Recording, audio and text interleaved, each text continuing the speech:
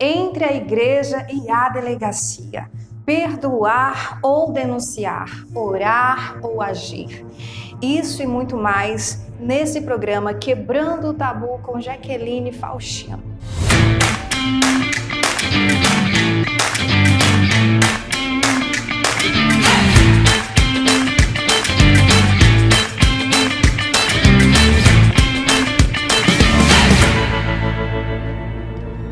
É preciso discutir esse assunto no âmbito religioso, porque isso impossibilita a resolução desses problemas, causando um tabu e inibindo as mulheres de tratar sobre esse assunto, causando assim muitas vítimas dentro dos seus próprios lares. Cerca de 13 mulheres são assassinadas por dia no Brasil, segundo o Atlas da Violência.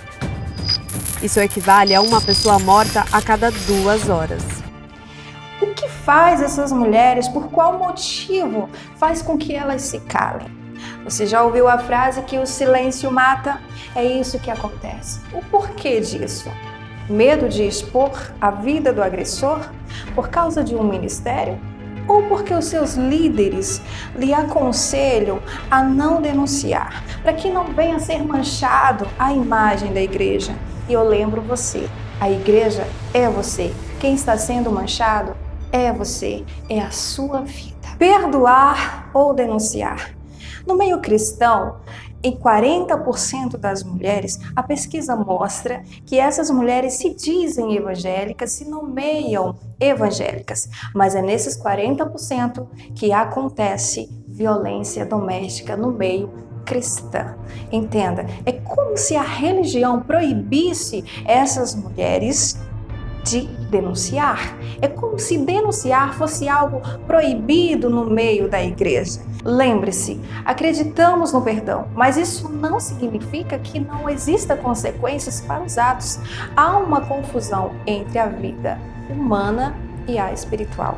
Entenda bem o que a Bíblia vai nos dizer no livro de Romanos, capítulo 13, do 1 ao 5. Cada qual seja submisso às autoridades constituídas, porque não há autoridade que não venha de Deus. As que existem foram instituídas por Deus. Assim, aquele que resiste à autoridade opõe-se à ordem estabelecida por Deus, e os que a ela se opõem atraem sobre si a condenação. Em verdade, as autoridades inspiram temor, não, porém, a quem pratica o bem, e sim a quem faz o mal. Queres não ter o que temer a autoridade? Faze o bem e terás o seu louvor, porque ela é instrumento de Deus para teu bem. Mas se fizeres o mal, teme, porque não é sem razão que leva a espada. É ministro de Deus para fazer justiça e para exercer a ira contra aquele que pratica o mal. Portanto, é necessário submeter-se, não somente por temor do castigo, mas também por dever de consciência. A pergunta é: perdoar ou denunciar? Você vai perdoar, sim, mas você precisa denunciar e tomar uma atitude de mudança de vida. E como vimos no capítulo 13 do livro de Romanos, do versículo 1 ao versículo 5, isso vai fazer com que o agressor tenha em sua consciência um arrependimento e vai viver a consequência dos seus atos. Você vai estar ajudando a sua vida, vai estar tendo uma mudança de vida e vai estar ajudando esse agressor a também ter uma mudança de atitude. Mas eu tenho medo de denunciar. Por quê? Porque eu tenho um ministério na igreja e os meus líderes falam para mim que se eu denunciar vai manchar o meu ministério. Eu vou perder as minhas agendas e vou perder também o trabalho, o cargo dentro do ministério. E o meu esposo? O meu esposo, ele é presbítero? Nossa, ele é um pastor, então eu não devo denunciar. Por quê? Porque vai acabar, vai manchar o nosso casamento. O que será que vão falar sobre isso? Nossa, a minha família vai estar arruinada. Satanás, nossa, ele vai destruir a minha casa se eu denunciar. Entenda, se você não denunciar, você vai viver de aparências. Não é isso que Deus quer para a sua vida. Deus quer a sua família estruturada, alicerçada na rocha, que é Deus. E se você viver de aparências, que glória de Deus vai ser manifestada nisso. Se você denunciar, Deus pode agir, trazendo uma meditação na vida deste homem que te agride, mulher, dentro da sua casa e mesmo assim sobe nos altares dizendo que adora a Deus e que ainda prega a palavra. A palavra só é pregada quando se é vivida, porque a verdadeira palavra, o verdadeiro testemunho, ele é pregado, ele é mostrado quando há um exemplo de vida. Denuncie. É papel da igreja e de qualquer grupo social proteger a vítima e trazer consequência ao abusador.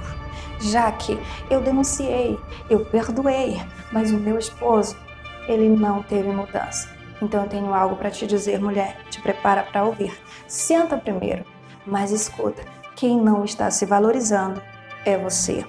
Quem não quer aceitar uma nova história na sua vida é você. Você está deixando de crer no próprio Jesus, que te escolheu para vencer. Já que não houve mudança nesse quadro, entenda, é necessário orar a Deus, pedir direção do Pai e trilhar um novo caminho. Mas a igreja prega contra o divórcio. E eles me aconselham que o divórcio é escândalo. Sim, Deus não ama o divórcio. A Bíblia vai dizer que ele aborrece o divórcio. Mas então por que o divórcio?